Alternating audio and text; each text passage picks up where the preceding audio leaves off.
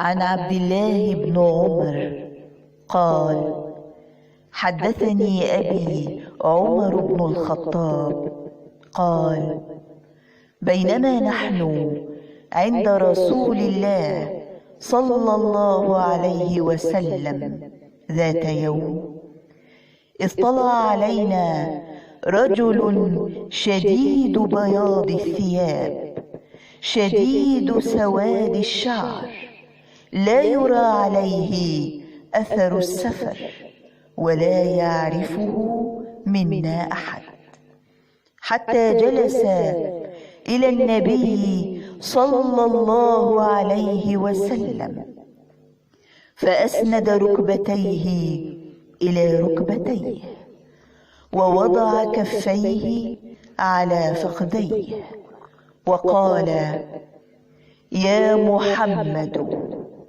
أخبرني عن الإسلام. فقال رسول الله صلى الله عليه وسلم: الإسلام أن تشهد أن لا إله إلا الله وأن محمدا رسول الله، وتقيم الصلاة وتؤتي الزكاة وتصوم رمضان وتحج البيت إن استطعت إليه سبيلا. قال: صدقت. قال: فعجبنا له، يسأله ويصدقه؟ قال: فأخبرني عن الإيمان.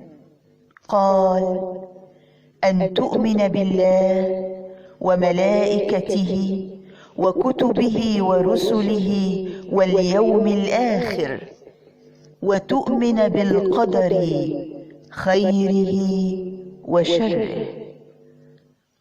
قال: صدقت. قال: فأخبرني عن الإحسان.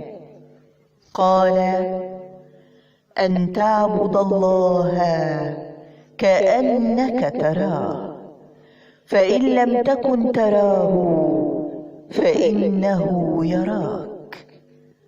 قال: فأخبرني عن الساعة.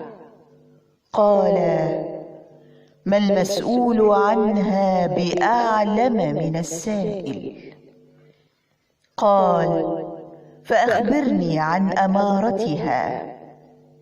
قال: أن تلد الأمة ربتها، وأن ترى الحفاة العراة العالة رعاء الشاء يتطاولون في البنيان.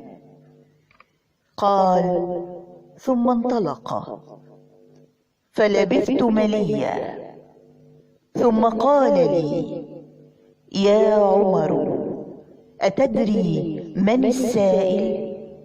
قلت: الله ورسوله أعلم. قال: فإنه جبريل آتاكم يعلمكم دينكم. أخرجه مسلم. وصدق رسول الله صلى الله عليه وسلم.